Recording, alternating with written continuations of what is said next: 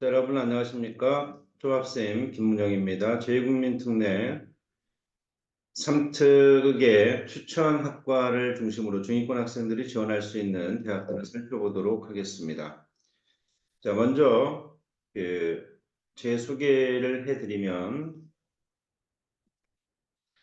저는 영국에서 공부를 했고요. 그다음에 경력은 아래 보시는 것처럼 그렇고 지금 현재는 청도에 있습니다. 청도에서 에듀원을 운영하고 있고요. 그리고 한국에는 대치동에 영어본능어학원에서 과학 영재고 학생들을 대상으로 수업을 진행하고 있고요.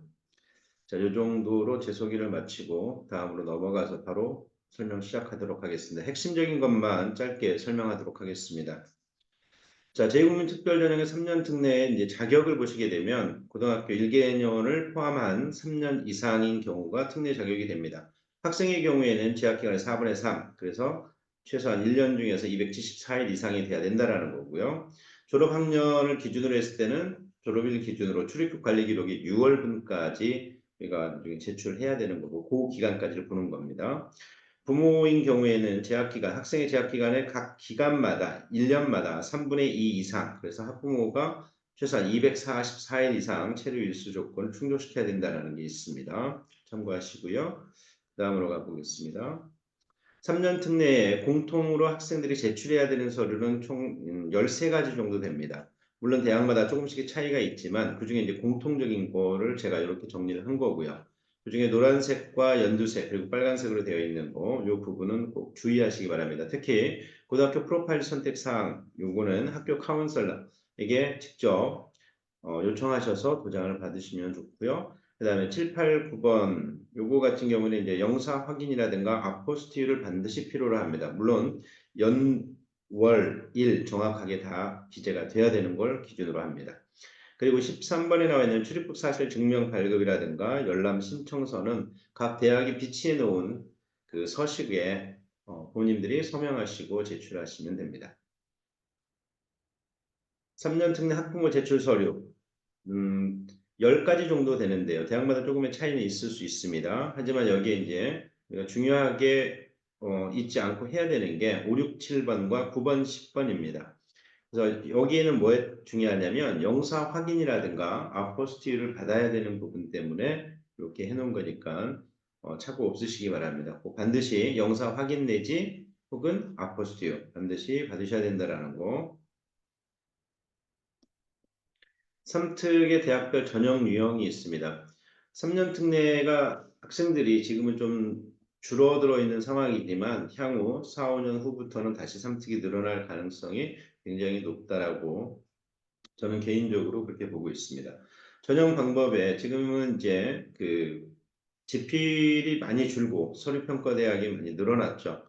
그래서 여기 정리해 놓은 것처럼 서류평가대학은 총 18개 대학입니다. 18개 대학이 있고 서류와 면접으로 보는 대학들, 그 다음에 지필로 영어는 세종대, 수학은 홍공대. 이거를 또 인문계열 학생과 자연계열 학생들이 봐야 되는 지필 과목으로 나누게 되면 인문 같은 경우에는 기본적으로 국어, 영어를 보게 되는 거고 자연계는 영어, 수학, 거기 또 이제 국어를 보는 대학이 있습니다. 이게 숙명여대 같은 경우는 이제 국어가 자연계지만 들어가 있다라는 거. 그리고 홍익대 같은 경우는 영어, 수학, 면접 이렇게 되어 있습니다. 그다음에 면접만 보는 대학들 이제 대략 그래도 많이 지원하는 거를 중심으로 했을 때 11개 정도를 정리를 해봤습니다. 그래서 어머니들이 참고하시고 우리 아이와 맞는 그런 전형에 지원을 하시면 좋을 것 같아요. 3특 같은 경우에 저는 이제 개인적으로 컨설팅을 해주거나 제가 또 가리키는 온라인이나 오프라인의 학생들 3특인 경우에는 저는 지역 할 때 추천해 주기는 4개 정도는 서류를 쓸 수 있는 그런 스펙이라든가 이런 부분, 학교 내신 관리 활동 이런 게 잘 되어야 이제 4개 정도는 그렇게 쓰고 또 자기가 좀 불안하다. 그다음에 자기가 생각했던 만큼 자기의 성적 관리가 그만큼 되지 않았을 경우에는 2개 정도는 지필이나 면접을 노려서 도움을 들 수 있는 그런 대학을 선정하라고 저는 제안을 합니다. 다음으로 넘어가서 보도록 하겠습니다. 3년 특례 전형에 의학 계열이 있죠. 총 18개 대학입니다. 18개 대학으로 서류 면접과 또 생명 그다음에 화학 요 부분을 필요로 하는 거 하는 대학은 대구 카톨릭대가 있고 서류 면접만으로 보는 대학이 대부분이죠. 그래서 여기에 이 대학들을 참고하시고 여기에서도 이제 MMI라는 형식이 있고 요거는 그거예요. 영국의 의대 지원할 때 보는 형식인데 요 부분을 건국대가 도입해서 글로컬에서 이걸 사용한다라는 거 알아두시면 될 것 같고요. 그다음에 지필로 보는 대학은 서류와 면접 그래서 영어하고 수학 아주대 인하대가 되어 있고요. 영어를 보는 데는 이제 건양대 공인영어에서 제가 가르쳤던 학생 중에 119점, 토플 같은 경우에는 이제 공인영어에 들어가기 때문에 토플 119점. 이전에는 만점 아니면 지원하지 말아라, 쓰지도 마라, 보지도 않는다 그랬는데 제가 가르친 학생 중에서는 117점이 제가 가르친 학생 중 최하점으로 의대에 최근에 이제 재작년이죠. 재작년에 이제 붙은 케이스가 있습니다. 그 다음에요. 3년 특례 전형의 약학계열 총 8개 대학입니다. 서류와 면접으로 보는 대학들, 노란색으로 되어 있는 대학들을 저는 이제 주로 추천하는 대학들입니다. 제가 개인적으로 아이들에게 이 부분을 좀 해라. 왜냐면 이제 심층 면접 이런 게 있고 심층 구술 면접 이런 부분이 있다 보니까 이건 또 따로 좀 준비를 하셔야 돼요. 그래서 고개 없이 이런 부분으로 들어가는 일반 면접 들어가는 이 3개 대학을 저는 개인적으로 추천합니다. 그리고 이제 지필과 면접으로 보는 대학이 대구 카톨릭대가 있고 필기 100점인데 5배수로 뽑죠. 그리고 필기 20에 면접. 지필 같은 경우에는 그 우석대가 있는데 여기 같은 경우에는 생물화학을 하셔야 돼요. 그래서 생물이나 화학이 좀 자신이 있고 자기가 관심 있어 잘하는 친구다. 그래서 생명공학 이런 쪽을 준비했던 친구라면 약학계열도 한번 노려볼 만하다라고 저는 생각을 합니다. 서류로만 뽑는 대학은 성대. 여기는 스펙 중심이 좀 높겠죠. 스펙이. 그 부분 참고하시면 될 것 같습니다. 한의학 계열이 있습니다. 3년 특례로. 여기 보시게 되면 동국대, 대전대, 우수국대. 여기서 동국대 경주 같은 경우 서류와 면접으로 여기에는 이제 수능 최저 요건이 있습니다. 수능 시험에 있어서 국영수 같은 한 개 과목 중 요 중에서 세 개 과목 등급의 합, 그죠? 그래서 세 개 과목 등급의 합이 총 4등급 이내에 들어와야 된다라는 거가 이제 수능 최저 요건을 요구하는 데는 이제 동대가 있고요.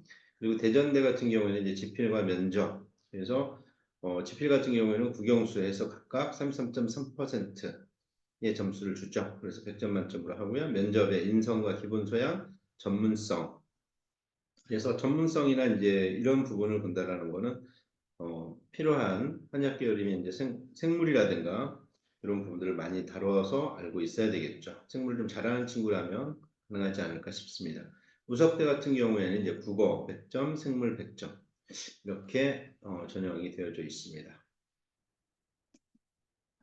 그다음에 이제 3년 특례를 하는 친구들이 가장 이제 우리가 어떤 식으로 서류를 가지고서 대학에서 평가를 해주느냐 하는 게 가장 궁금할 수 있습니다. 그럴 때 연세대학교가 제시하고 있는 기준을 가지고 설명을 드리면 구성원의 다원화와 공동학습, 경험 공유 이게 이제 세 가지가 가장 큰 카테고리인데 이 부분을 좀 더 세분화시키면 여기 나와 있는 것처럼 구성원의 다원화라는 거 학업 역량 부분 그리고 공동학습은 진로 역량, 경험 공유는 공동체 역량 이렇게 나눠서 각각의 또 하부 구조로 보게 되면 학업 역량 쪽은 학업 성취도, 학업 태도 탐구력 이런 부분을 보겠다라는 거고요. 공동학습이라는 부분은 이제 전공 관련과 노력, 전공 관련 교과 성취도와 진로 탐색, 그리고 경험 공유 부분, 공동체 역량, 협업과 소통, 리더십, 나눔과 배려, 성실성과 규칙 준수.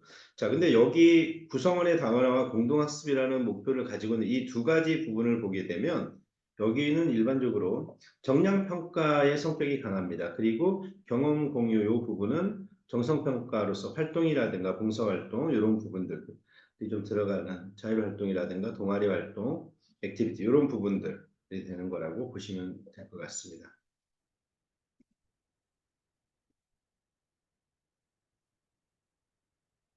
삼년 특례의 이제 중위권, 그러면 이제 저는 중위권을 보통 GPA로 3.3에서 3.9, 4.3 만점으로 했을 때 그렇다는 얘기입니다. 물론 이제 안어를 또 반영하는 학교들도 있지만 어쨌든 만점을 4.3을 기준으로 했을 때 저는 3.3에서 3.9 정도가 중위권이 아닐까라고 저는 생각을 하고요. 토플 같은 경우에 공인 성적으로는 90점 이하, 표준학력인 SAT 같은 경우는 1400점 이하, AP는 한두 개 정도 가지고 있고, IB를 따지면 45점 만점, 42점이죠. 거기 플러스 3이 있으니까 45점. 그걸 기준으로 해서 37점 정도. 대상자 3년 특례의 이 대상이 되는 걸 보면 제한국 학교에 있는 3특의 졸업생이 1년에 약 500에서 600명 정도. 그죠? 그리고 중도 귀국하는 3특 학생들이 한국으로 이제 귀국하는 학생들이 약 100명. 뭐 정확하지는 않습니다. 근데 대략적으로 요 정도 숫자라고 제가 판단을 하고 있습니다. 매년 이제 해외 한국 학교를 졸업하는 고3, 그러니까 12년까지 다 합쳤을 때는 약 1,100명. 그러니까 500에서 600명 정도면 거의 뭐 반 정도라고 생각을 하시면 되겠죠. 그래서 여기에서 이제 2024년에 삼특이 서류와 지필로 했던 대표적인 대학 두 군데를 기본 모델로 삼아서 우리가 이제 한번 봤으면 좋겠습니다. 그래서 서류로는 성대에 지원했던 학생 수가 710명이고요. 지필로 시험 봤던 지원자는 482명입니다.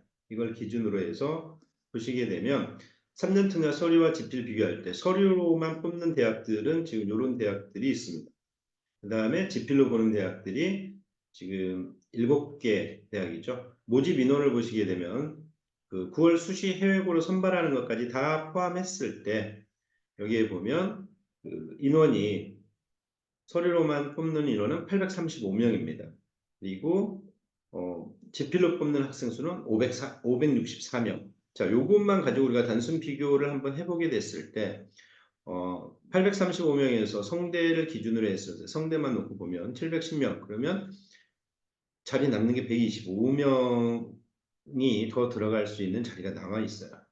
그 다음에 지필 같은 경우에 564에 482에서 빼버리면 82명 정도가 또 남는 자리가 됩니다. 근데 이게 왜 꼭 그 불합격이 되고 선택을 다 떨어지는 친구가 이제 그래도 간혹가다 생기잖아요. 그게 왜 그러냐면 자기가 계속 욕심을 내 가지고 너무 높은 데만 지원했기 때문에 그런 거고 실제적으로는 서류가 어느 정도 준비가 되어 있지만 중간 정도 성적밖에 되지 않는다. 그럼 아까도 제가 처음에 말씀드린 것처럼 어, 서류 플러스 지필 해서 서류로 4개, 지필로 2개 내지는 지필 하나, 보험 하나 그냥 면적으로 볼 수 있는 그래서 보험을 최소한 2개 정도는 들고 3특은 지원을 해주는 게 맞지 않냐. 그리고 저는 지금까지 거의 20년간을 아이들 지도할 때 그 기준에 맞춰서 해왔습니다.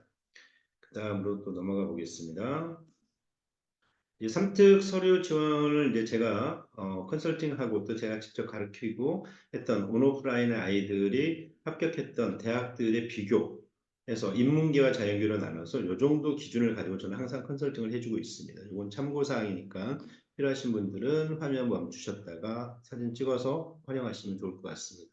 자기의 아이가 지원하고자 하는 대학에 몇 점 정도 되는지 여기 이건 지금 평균적인 겁니다. 그렇기 때문에 플러스 마이너스 GPA 같은 경우에는 1점 정도 기준으로 하시면 될 것 같고요. SAT는 50점 플러스 마이너스 하시면 되고요. 토플 같은 경우에도 플러스 마이너스 5점.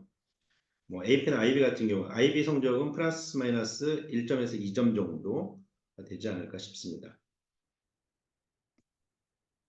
3년 특례 주요 대학의 모집 현황인데요. 여기 이제 인기학과라든가 계열들, 그러니까 매년 상담을 하고 컨설팅을 해서 대학의 이제 학과라든가 이런 걸 선정해 줄 때 거기에서 보게 되면 이제 이런 대학들을 저는 개인적으로 또 제가 가르친 아이들이 토플이라든가 SAT, AP 이런 부분 한국 학교 다니는 친구들 토익 같은 경우도 있고요. 어떤 친구는 이제 IELTS까지도 저하고 수업을 하는 친구들이 있는데 그 친구들은 이제 해외 대학, 영국이라든가 호주라든가 이런 쪽도 생각하는 친구들이고 캐나다까지도 그래서 그런 친구들은 또 IELTS를 하기도 해요. 그래서 그런 아이들이 가지고서 그 대학에 지원을 할 때 가장 많이 했던 그런 학과들 또 아이들이 선호하는 학과들 상담해 보면 엄마들이 다 주변에 많이 들어서 알고 계세요. 그래서 그런 부분들 때문에 이제 오시면 제가 과를 요 정도 과가 얘한테 맞겠습니다. 뭐 얘가 활동한 게 이 정도니까 이렇게 가시면 좋겠습니다라고 해도 상담은 저하고 또 유료 상담까지 다 해놓고도 결국엔 본인들이 또 알아서 써서